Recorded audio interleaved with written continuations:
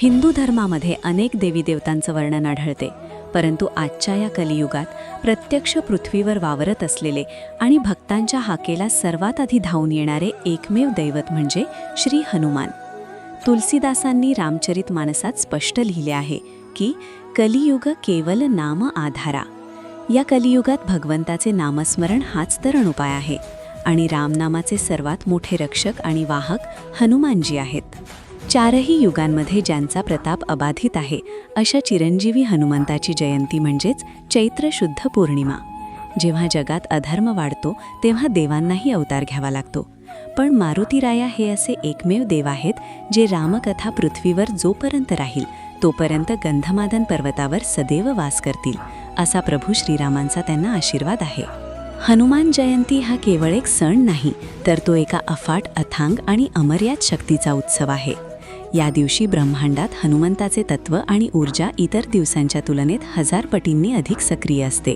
त्यामुळे या दिवशी केलेली छोटीशी भक्तीही थेट मारुतीरायांच्या चरणी पोहोचते आणि भक्तांच्या आयुष्यातील मोठे मोठे डोंगर सहज पार होतात. भगवान शंकरांचा 11वा रुद्रावतार.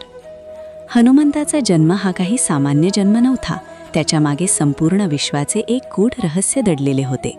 त्रेतायुगात जेव्हा भगवान विष्णूंनी दुष्ट रावणाचा वध करण्यासाठी आणि धर्माची स्थापना करण्यासाठी पृथ्वीवर राम म्हणून अवतार घेण्याचे ठरवले, तेव्हा कैलासावर भगवान शिव अस्वस्थ झाले.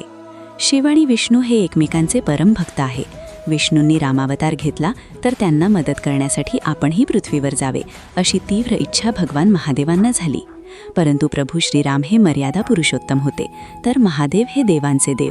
महादेव जर रामाच्या बरोबरीने गेले असते तर त्यांना रामाची सेवा करता आली नसती, कारण समान पातळीवर सेवा घडत नाही, त्यासाठी दास्यत्व पत्करावे लागते. म्हणूनच भक्तीचा परमोच्च बिंदू गाठण्यासाठी आणि आपल्या आराध्य दैवताची म्हणजेच श्रीरामांची निस्सीम सेवा करण्यासाठी साक्षात भगवान शंकरांनी आपला 11वा रुद्रावतार धारण केला. तो रुद्रावतार म्हणजेच श्री हनुमान. ज्ञानेश्वरीत माऊली म्हणतात की भक्तीत जेव्हा मीपणाचा पूर्ण लोप होतो तेव्हाच भगवंत प्राप्त होतो. महादेवांनी रामासाठी आपले ईश्वरत्व बाजूला ठेवून दास्यत्व स्वीकारले आणि म्हणूनच मारुतीराया हे दास्यभक्तीचे सर्वात महान उदाहरण मानले जातात. हनुमानजींच्या जन्माची कथा अत्यंत रंजक आणि अंगावर शहारे आणणारी आहे. वानरराज केसरी आणि त्यांची पत्नी अंजनी हे दोघेही निपुत्रिक होते. अंजनी माता ही पूर्वजन्मी पुंजिकस्थला नावाची स्वर्गातील अप्सरा होती, जिने एका ऋषींच्या शापामुळे वानरी म्हणून जन्म घेतला होता. भगवान शिवानेच आपल्या पोटी जन्म घ्यावा या तीव्र इच्छेने माता अंजनीने मतंग ऋषींच्या आश्रमाजवळ हजारो वर्षे अत्यंत कठोर तपश्चर्या केली. ती केवळ वायूचे भक्षण करून महादेवाची आराधना करत असे. याचवेळी अयोध्येत राजा दशरथाने पुत्रप्राप्तीसाठी पुत्रकामेष्ठी यज्ञ आयोजित केला होता. या यज्ञातून अग्निदेवाने प्रसन्न होऊन दशरथाला एक दैवी पायस खीर दिली, जी त्याने आपल्या 3 राण्यांना वाटली. परंतु याचवेळी एक आश्चर्यकारक दैवी घटना घडली. एका घारीने, जी पूर्वजन्मी सुवर्चला नावाची अप्सरा होती, कौसल्या मातेच्या हातातील खिरीचा एक छोटासा भाग आपल्या चोचीत पकडून आकाशात झेप घेतली.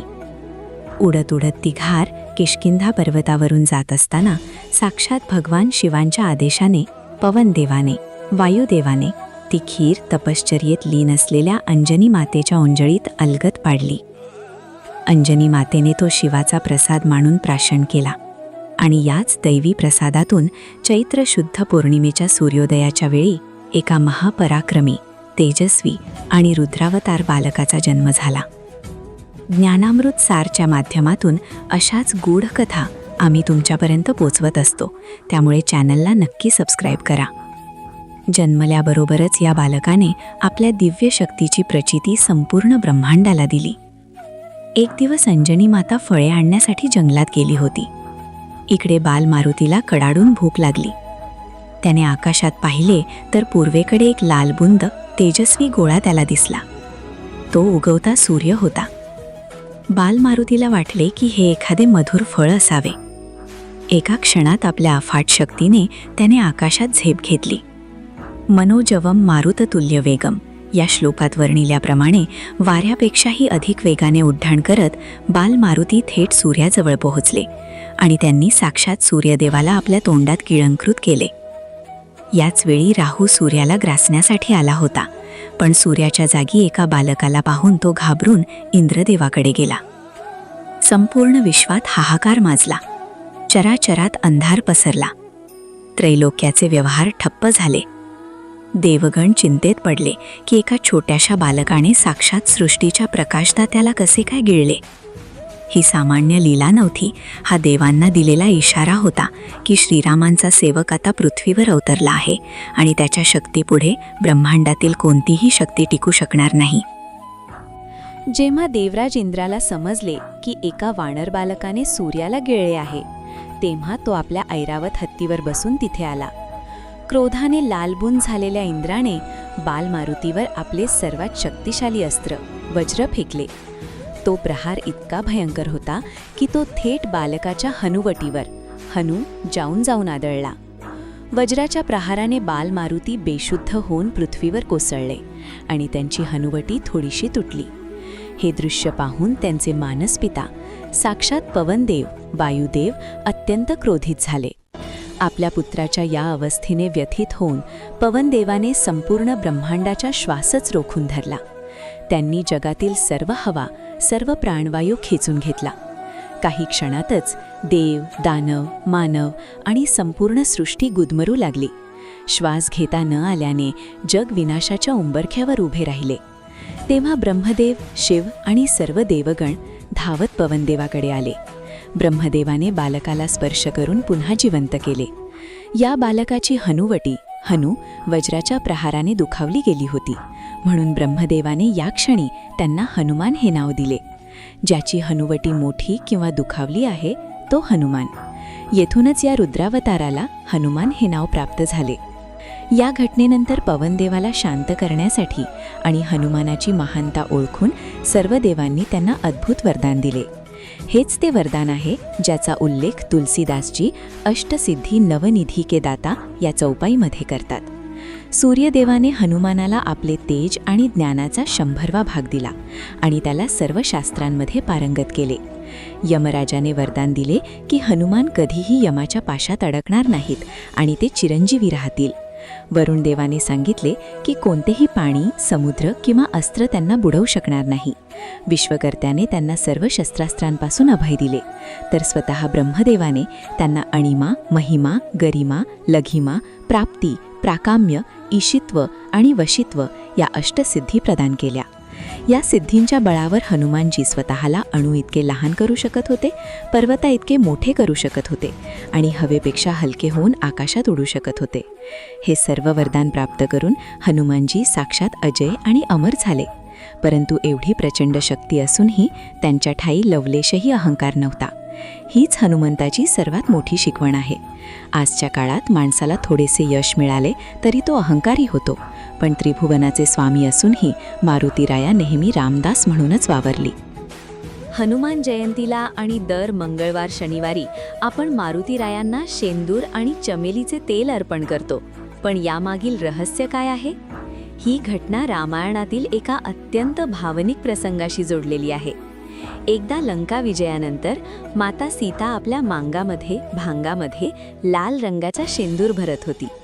हनुमानजींनी अतिशय कुतूहलाने विचारले, माते, तुम्ही हा लाल रंग डोक्यावर का लावता आहात? तेव्हा सीता मातेने अत्यंत प्रेमाने उत्तर दिले, पुत्रा, हा शेंदूर लावल्याने माझे स्वामी तुझे प्रभू श्रीराम यांना दीर्घायुष्य लाभते आणि त्यांचे माझ्यावरचे प्रेम अधिक वाढते. हे ऐकताच मारुतीरायांच्या डोक्यात एक विचार चमकला. जर मातेने चुटकीभर शेंदूर लावल्याने प्रभू श्रीरामांचे आयुष्य वाढत असेल, तर मी जर माझ्या संपूर्ण अंगाला शेंदूर लावला तर प्रभू श्रीराम अमर होतील आणि मला त्यांचे सर्वाधिक प्रेम मिळेल. असा विचार करून हनुमानजींनी एका मोठ्या भांड्यात शेंदूर आणि तीळ मिसळले आणि ते संपूर्ण शरीराला भासून घेतले. या अवस्थेत जेव्हा ते रामसभेत पोहोचले तेव्हा प्रभू श्रीराम त्यांना पाहून अत्यंत प्रसन्न झाले आणि त्यांनी हनुमंताला घट्ट मिठी मारली. रामाने वरदान दिले की जो कोणी भक्त तुला शेंदूर आणि चमेलीचे तेल अर्पण करेल त्याच्या सर्व संकटांचे निवारण मी स्वतः करेन. म्हणूनच हनुमान जयंतीला चोला म्हणजे शेंदूर लेपनाची प्रथा आहे. हनुमानजींच्या पूजेत रुईच्या पानांचा म्हणजे आकड्याची पाने घालण्याची एक विशेष परंपरा आहे. रुईचे झाड हे भगवान शंकरांना अत्यंत प्रिय आहे आणि हनुमानजी स्वतः रुद्रावतार असल्यामुळे त्यांनाही रुईची पाने आवडतात. रुईच्या पानांचा हार घालण्यामागे शनिदेवाची एक अद्भुत कथा आहे. जेव्हा हनुमानजी माता सीतेचा शोध घेत लंकेत पोहोचले तेव्हा त्यांनी पाहिले की रावणाने नवग्रहांना आणि विशेषतः शनिदेवाला आपल्या सिंहासनाच्या पायथ्याशी उलटे लटकवून बंदी बनवले होते. लंका दहनाच्या वेळी हनुमानजींनी आपल्या शेपटीच्या प्रहाराने शनिदेवाची बंधने तोडली आणि त्यांची रावणाच्या कैदेतून मुक्तता केली. या युद्धात शनिदेवाला खूप जखमा झाल्या होत्या आणि त्यांना प्रचंड वेदना होत होत्या. तेव्हा हनुमानजींनी त्यांच्या जखमांवर मोहरीचे तेल आणि रुईची पाने लावली, ज्यामुळे शनिदेवाची वेदना त्वरित शांत झाली. या उपकाराने भारावून गेलेल्या शनिदेवाने हनुमंताला वचन दिले, हे आंजनेय, जो कोणी भक्त तुझी खऱ्या मनाने पूजा करेल त्याला माझा साडेसाती किंवा ढय्याचा कोणताही त्रास होणार नाही.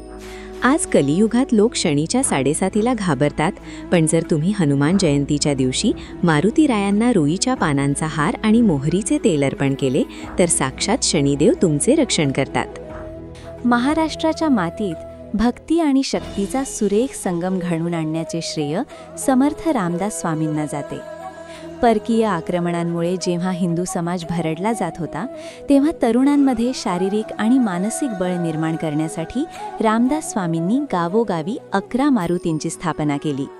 भीमरूपी महारुद्रा वज्र हनुमान मारुती हे मारुती स्तोत्र रचून त्यांनी महाराष्ट्राच्या नसानसात नवचैतन्य निर्माण केले. संत तुकाराम महाराज आपल्या अभंगात म्हणतात, शरण शरणजी हनुमंता तुम्हा आलो रामदूता. तर दुसरीकडे उत्तर भारतात गोस्वामी तुलसीदासांनी साक्षात हनुमंताचे दर्शन घेतले होते. असे म्हणतात की काशीच्या घाटावर एका कुष्ठरोग्याच्या रूपात हनुमानजी रोज तुलसीदासांची रामकथा ऐकण्यासाठी येत असत. जेव्हा तुलसीदासांनी त्यांना ओळखले तेव्हा हनुमंताने त्यांना दर्शन दिले आणि त्यांच्याच प्रेरणेने रामचरितमानस हा महान ग्रंथ लिहिला गेला. हनुमान चालिसा, बजरंग बाण, मारुती स्तोत्र या रचना म्हणजे साक्षात सिद्धमंत्र आहेत. ज्ञानामृतसारचे सर्व प्रेक्षक हे भाग्यवान आहेत की आज आपण या महान देवतेच्या अस्तित्वाचे चिंतन करत आहोत. ही माहिती जास्तीत जास्त लोकांपर्यंत पोहोचवण्यासाठी चॅनलला नक्की सबस्क्राईब करा आणि हा व्हिडिओ शेअर करा. भारतात हनुमान जयंती 2 वेळा साजरी केली जाते. एक चैत्र शुद्ध पौर्णिमेला आणि दुसरी आश्विन कृष्ण चतुर्दशीला, नरक चतुर्दशी, दिवाळीच्या 1 दिवस आधी. यामागील शास्त्र अत्यंत रंजक आहे. वाल्मिकी रामायणानुसार चैत्र शुद्ध पौर्णिमेच्या दिवशी हनुमंताचा प्रत्यक्ष जन्म झाला होता. हा दिवस त्यांचा जन्मोत्सव म्हणून साजरा केला जातो. तर दुसरीकडे दिवाळीच्या वेळी म्हणजेच नरक चतुर्दशीच्या दिवशी माता सीतेने हनुमंताला शेंदूर आणि अमरत्वाचे वरदान दिले होते. तसेच याच दिवशी बाल हनुमानाने सूर्याला फळ समजून गिळले होते, ज्यातून त्यांना हनुमान हे नाव मिळाले. म्हणून काही ठिकाणी तो दिवस विजयोत्सव किंवा नामकरण दिवस म्हणून साजरा केला जातो. पण महाराष्ट्रात आणि बहुतांश भारतात चैत्र पौर्णिमा हीच मुख्य हनुमान जयंती मानली जाते. या दिवशी चंद्र आपल्या पूर्ण कलेत असतो आणि सूर्याची ऊर्जाही प्रखर असते. या 2 ग्रहांच्या संयोगामुळे पृथ्वीवर एक प्रचंड सकारात्मक चुंबकीय क्षेत्र मॅग्नेटिक फील्ड निर्माण होते.